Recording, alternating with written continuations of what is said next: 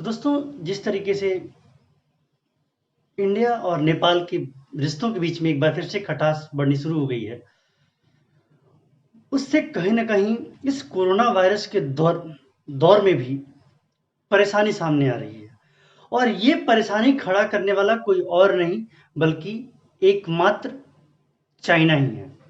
जी हाँ दोस्तों, ये विश्व चक्रव्यूह में घिरा हुआ चाइना, ये किसी तरीके से और मामलों में हस्तक्षेप करके माहौल को और आक्रामक दिखाना चाह रहा है।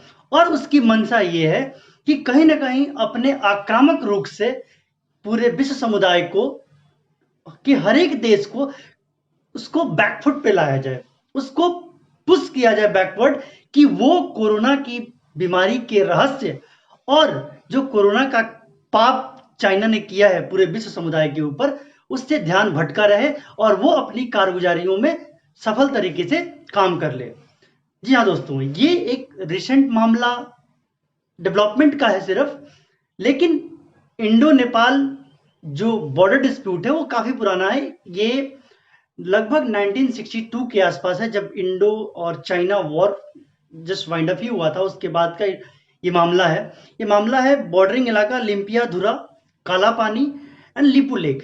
तीन ऐसे विवादास्पद बॉर्डरिंग एरिया हैं इंडिया के, जो कि इंडो, चाइना और नेपाल के ट्राई जंक्शन पे उत्तराखंड में स्थित हैं। दोस्तों, ये ट्राई जंक्शन, आप समझ गए होंगे कि मेरा इशारा कहाँ है। ट्राई जंक्शन है ये, चाइना, नेपाल, इंडिया का। तो परेशानी कौन करा रहा है, इस ट्राई जंक्शन से ही पता चल गया होगा आपको। ये टोटली स्पॉन्सर्ड जो एस्केलेशन है वो चाइना द्वारा स्पॉन्सर्ड है।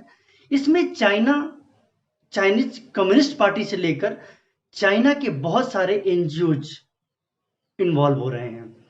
इसमें बहुत ह्यूज अमाउंट इसमें पानी की तरह बहाया जा रहा है, और वो सब कुछ हो रहा है चाइनीज कम्युनिस्ट पार्टी के सह पे, क्योंकि नेपाल में नेपालीज कम्युनिस्ट पार्टी आजकल सत्ता में है, और केपी शर्मा ओली जो प्राइम मिनिस्टर हैं, उन्होंने इन चीजों को हवा दी है। दोस्तों, भारत नेपाल की जो संबंध है वो आज से नहीं, वो सनातन धर्म जितना पुराना है। जी हाँ दोस्तों, सनातन धर्म और इंडो नेपाल रिलेशन इतने पुराने हैं, क्योंकि आपको पता ही होगा, भारत में अयोध्या और नेपाल में जनकपुर, यहां पे श्री राम जी का जन्म माना जाता है, और जनक नंदिनी सीता का जन्म स्थान जनकपुर है। तो चीजें बिल्कुल साफ है कि इंडो नेपाल रिलेशन बहुत ही पुराना है, और इसकी कल्पना हम और आप नहीं कर सकते। शायद सृष्टि के एग्जिस्टेंस से लेकर और अब तक सब कुछ चल रहा था अच्छा, लेकिन जब किसी का अहंकार इतना हावी हो जाता है किसी चीज पे, तो वो सब कुछ तहस नहस करने पे उतारू हो जाता है, बेशक वो सफल हो ना हो। जैसा कि हम डिस्कस कर रहे थे, चाइना का रशिया के साथ, चाइना का ताइवान के साथ, चाइना का और भी उसके पड़ोसी देश जो हैं उनके साथ हमेशा से विवाद रहा है। लेकिन उसके साथ ही चाइना ने हमेशा ही भारत के बॉर्डरिंग कंट्रीज को हमेशा अपना गढ़ बनाने की कोशिश की है, और जिस तरीके से भी हो इंडिया पे स्ट्रेटेजिक प्रेशर इंपोज करने की मंशा से हमेशा काम करता रहा है। रिसेंट मामला मालदीव का है, जैसा कि हमने वीडियो उस पर भी आपको जानकारी दी थी कि किस तरीके से मालदीव में चाइना जो है वो आर्टिफिशियल आइलैंड क्रिएट कर रहा है, और उसको भारत के खिलाफ युद्ध या फिर उसको घेरने के लिए काम कर रहा है वो। उसके बाद बांग्लादेश हो गया, आपको पता ही है कि पोर्ट वहां पे 99 ईयर के लीज पे लिया हुआ है। Pakistan well known friend of China. तो ये सारी चीजें ये बताती हैं कि कहीं ना कहीं नेपाल का जो रिसेंट एस्केलेशन है, एक्चुअली मुद्दा ये है कि इंडिया कैलाश मानसरोवर यात्रियों के लिए एक रोड क्रिएट कर रहा था जो कि लिपुलेख से जाता था, उसको लिपुलेख पास नाम दिया गया था। लिपुलेख पास जो है अब ऑलमोस्ट बनने के कगार पे है, क्योंकि आपको पता ही होगा कैलाश मानसरोवर जी की यात्रा शुरू होने वाली है। और उस यात्रा में ये हिंदू राष्ट्र नेपाल चाइना के इन्फ्लुएंस में आके विरोध कर रहा है, और इसमें कहीं ना कहीं गलती हमारी भी है। आपको याद होगा 2015 का वो अनडिक्लेयर्ड ब्लॉकेड, उस ब्लॉकेड में इंडिया ने जो पाकिस्तान में संविधान बना था, संविधान के कुछ पॉइंट्स पे विरोध जता के अनडिक्लेयर्ड एक ब्लॉकेड क्रिएट किया था। बिहार के कुछ इलाके, उत्तर प्रदेश के कुछ इलाके और नेपाल के बॉर्डर के साथ, जहाँ पे नेसेसरी जो सप्लाईज थी वो नहीं हो गई, बिल्कुल नहीं के बराबर हो गई थी, बिल्कुल बंद कर दिया गया था। इससे नेपाल के लोगों में बहुत रोष था। वैसे वो रोष जनरेटेड था, वो रोष कहीं ना कहीं नेपालीज कम्युनिस्ट पार्टी को Chinese communist party and other western influenced जो एनजीओ थे उनके द्वारा फंडिंग पंपिंग करके और ये आर्टिफिशियल जो है वहां पे विरोध क्रिएट कराया गया और पैसा पानी की तरफ बहाया गया, जिससे कि नेपाल और इंडिया में रिश्ते खराब हों। और फिर ऑब्वियस है कि किसी की जरूरत है तो नेपाल जो है वो चाइना की तरफ शिफ्ट होता गया। दोस्तों, चीजें बहुत पुरानी हैं और बहुत जल्दी तो ढह नहीं जाएंगी, लेकिन परिस्थितियां बिल्कुल प्रतिकूल हो रही हैं भारत नेपाल के संबंधों में। भारत हमेशा से नेपाल का एक बड़ा भाई के नाते ट्रीट किया है और नेपाल भी एक छोटे भाई की भूमिका में रही है।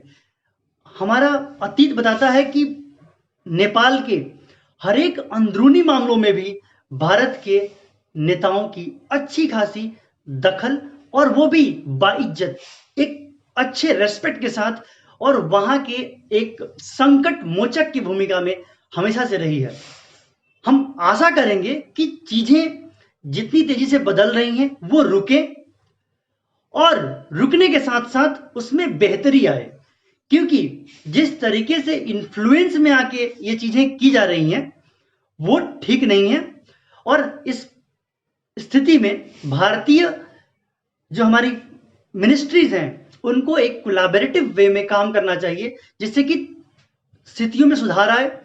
और नेपाल हमेशा से भारत का एक सांस्कृतिक, स्ट्रेटेजिक, पॉलिटिकल पार्टनर रहा है, मित्र देश रहा है, छोटे भाई की भूमिका में रहा है। वो भूमिका हमेशा जो है वो बनी रहे, क्योंकि बॉर्डर डिस्प्यूट जो है वो बहुत चंद दिनों का है, वो सुलझाया जा सकता है। लेकिन जिस तरीके से दिलों की दूरियां बढ़ी हैं वो ठीक नहीं है, क्योंकि हमें पता है कि भारत और नेपाल की अपनी जो स्ट्रेटेजिक इंटरेस्ट है वो क्या है।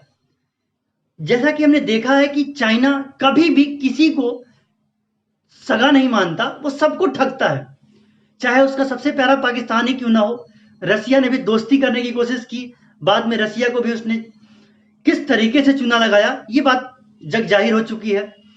या फिर चाइना किसी को भी सिर्फ यूज एंड थ्रो की पॉलिसी पे काम करता है, आपको यूज करेगा और जब भी उसका समय पूरा होगा वो आपको छोड़ देगा, इसमें कोई दो राय नहीं है। तो दोनों पार्ट पे एफर्ट लगाने की जरूरत है, convincing to Nepalese authority and जो हमारी एक्सटर्नल अफेयर मिनिस्ट्री है उसका अच्छे से चीजों को हैंडल करके और मामले को सॉर्ट आउट करके और सिचुएशन को जल्द से जल्द बेहतर बनाने की तरफ प्रयास शुरू हो, जिससे कि हमारा एक कल्चरल रिलेटिव, हमारा एक सांस्कृतिक दोस्त, जिसकी संस्कृति और हमारी संस्कृति अलग चाह के भी नहीं हो सकती, वहां पे पीपल टू पीपल कांटेक्ट है। भारत नेपाल सीमा पे आपको पता होगा कोई पासपोर्ट और वीजा की रिक्वायरमेंट नहीं है। हम इस तरह के देश रहे हैं, we are open for all and we should remain open for all. इसमें कोई दो राय नहीं है कि चीजें थोड़ी सी खराब हुई हैं, लेकिन इसको अगर हमने सही दिशा में सार्थक प्रयास किया तो हम बहुत ही जल्दी अचीव कर लेंगे। और इसके लिए सबसे बड़ी बात है कि फ्रूटफुल एफर्ट और डिप्लोमेटिक लेवल से लेके पीपल टू पीपल कॉन्टेक्ट से लेके अगर डिफरेंट एनजीओ जो पॉजिटिवली काम करना चाहती हूँ इंडो नेपाल रिलेशन के ऊपर, उनको कहीं ना कहीं मामले को में हस्तक्षेप करके और चीजों को इम्प्रूव कराना होगा। नहीं तो नेपाल के जाने से हमारी संस्कृति अधूरी हो जाएगी, हमारी स्ट्रेटेजिक इंटरेस्ट भी खतरे में पड़ जाएगी। तो ये बताने वाली बात नहीं है कि हमारी संस्कृति कितनी गहराई से जुड़ी हुई है उनसे, हमारी डिफेंस पॉइंट ऑफ व्यू से हमारे नेपाल कितना अहम है हमारे लिए। क्योंकि चीजें अगर इतनी जल्दी बदल गई हैं तो इसको सॉर्ट आउट भी जल्दी ही हो जाना चाहिए। और आगे देखिए कि क्या क्या रिसेंट डेवलपमेंट होता है। हम ये आशा करेंगे कि चीजें बदलें, बढ़ें और सॉर्ट आउट की तरफ बढ़ें और हम फिर से एक वही इंडो नेपाल रिलेशनशिप को एंजॉय करते रहें। बहुत बहुत धन्यवाद।